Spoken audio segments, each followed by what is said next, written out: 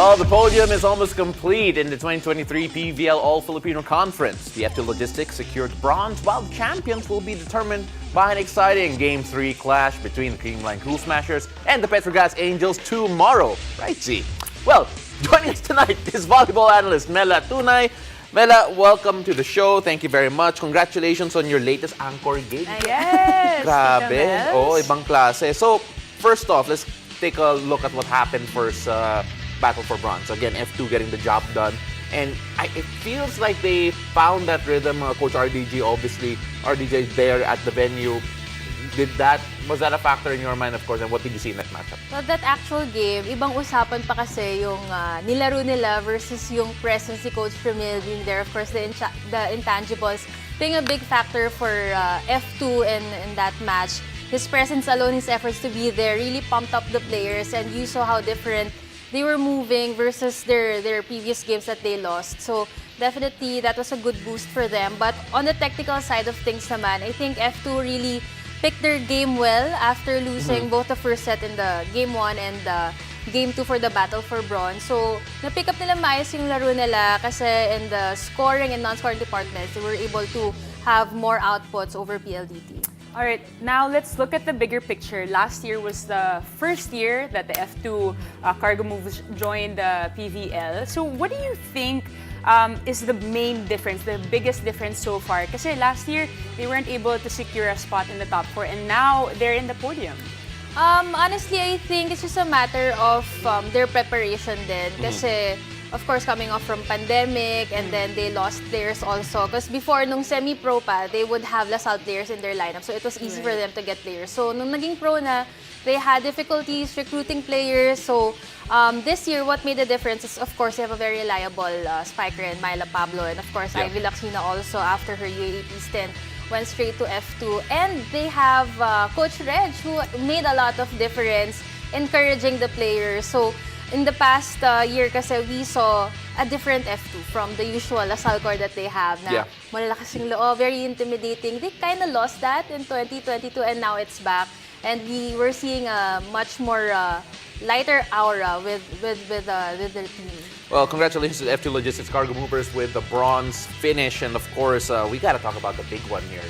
Right, Z? What is that? I wonder what that will be. Of course, Game 3 between Creamline Cool Smashers and the Petrogas Angels will be tomorrow. Since Z here is slightly biased for very good reasons, I'm going to use her as a resource person. Alright. Pero Mela, I want to start off with you first. Grabe yung Game 2. Creamline in particular, really pulling out all the stops that had to go to a fifth set. What did you see? What did you like with what Creamline did, especially going into that matchup? Well, that matchup, it was really a hard-fought win by Creamline. And at one point, after the first set, Petrogas winning, parang lahat nagtataka na, is this gonna end in Game 2? But, you know, Creamline being the championship caliber team that they are, pumugot din talaga sila sa mga players nila, and a lot of them delivered. And actually, if I'm not mistaken, 4 of their spikers out of 5, si Panaga lang yung hindi naka-double digits in that game.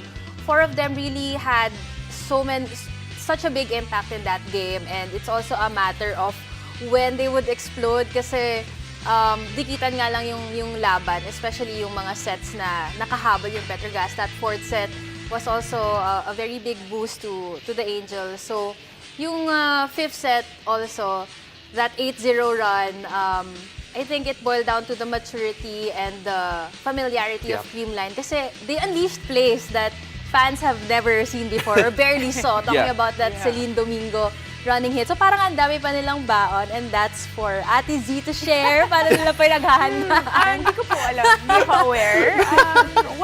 What specific plays? No, but seriously, Mel, if you want to ask her anything, please go ahead. But when you have a moment like this, of course, Game 3, a decider and a great matchup we've seen, you go head-to-head, and it's always great theater, sa totoo lang. How does it feel to be in that type of situation again? Well, one, we're really grateful to be in the finals once again. And yun nga, we've mentioned so many times that the championship title in the All-Filipino Conference for Petrogas has been very elusive. So it's just, you know, my heart as a volleyball fan, it's just Yeah. No bias, but is very like keen on Petrogas winning. Hopefully. Well, of course, Petrogas have yet to win a All-Filipino Yes, correct, conference, and correct. Creamline Cool Smashers have yet to win without an Eliza Valdez. So, Right. big factor, I guess, when it's about Eliza. But then, of course, all joking aside, you mentioned a few X factors here for the Petrogas Angels. You have Cheng, Aiza Pontillas, and Remy Palma in particular. Why these three? Well, those veterans just really have a lot of championship experience. Of course, si Janelle with Benilde pa before, it goes way back. Pero we're seeing how chill she is as a setter, regardless if it's crunch time. She always know what to do. So that's a big factor to carry, no, in the most important match in the PVL All-Filipino Conference. Kasi if it happens na mawala yung composure niya na yon, I'm sure it will be so different for Petrogas. Meanwhile, for Nang Aiza Maiso naman, it's just so amazing to see her.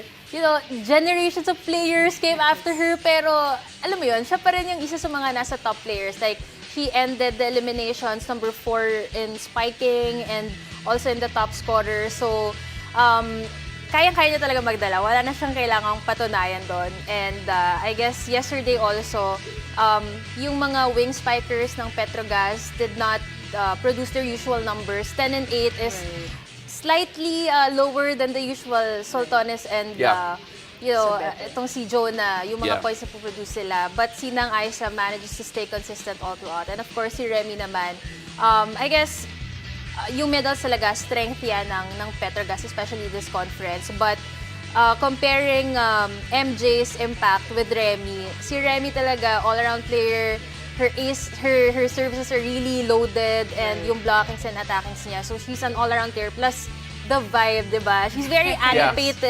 animated at kaya niyang manghawa ng improvement in terms of body language for their team. Senior ba si Aiza? Ha, hindi parang... So, all right. Before we go really quickly here, we have to also go through some of your X factors here for Creamline. And you know, Z, when you list down the names here, I think it's easy to see why she picked all of them. I mean, we got Michelle Gumabao, Gia De Guzman, and Pangs Panaga for in the list. And I mean, number 1, Michelle Gumabao, she has been so consistent all throughout this All-Filipino Conference, producing at least double digits in every game. And, you know, stepping in for Eliza since she's been the missing piece so far here in the conference. We got Gia De Guzman, of course. I mean, it always boils down to labanan ng setter din. Kasi you got spikers, you would have middle blockers, you would have your outside hitters. But you mentioned kanina nga, you know, middle blockers, MJ and Remy. But, you know, paano sila gagana kung walang setter? So I guess it really it's gonna be a showdown between Cheng and De Guzman tomorrow once again. And lastly, Pangs Panaga. I mean, yesterday, she has been really all out, which has never been seen in Game 1. Yeah. So, you know, activating your middles is truly like a huge boost for any team. What impact do you think she's going to have? Because again, 6 points and 3 blocks. You know, we put her alongside the names of like si Gia, who was the best player of the game with the 30 excellent sets, and of course si Michelle with the 21. Well, among the starters na spikers, si Pangs lang kasi yung hindi double digits in their previous outing. So I think if she explodes with her best game tomorrow, lalo na she's really known for her blockings, lalo na nung prime Panaga. So I think if ma-unleash niya yun tomorrow, magsa-struggle talaga yung Petrogas. So kailangan umuwi ng maaga ni Ate Z so they could Taking notes, Pangs Panaga. Okay. Noted with thanks. Mela, maraming salamat. We really appreciate the time. And of course, we can't wait to see your tweets tomorrow. And of course, hear more about all the analysis from the game. Thank you very much. Thank you. Thank you, Tita Mels.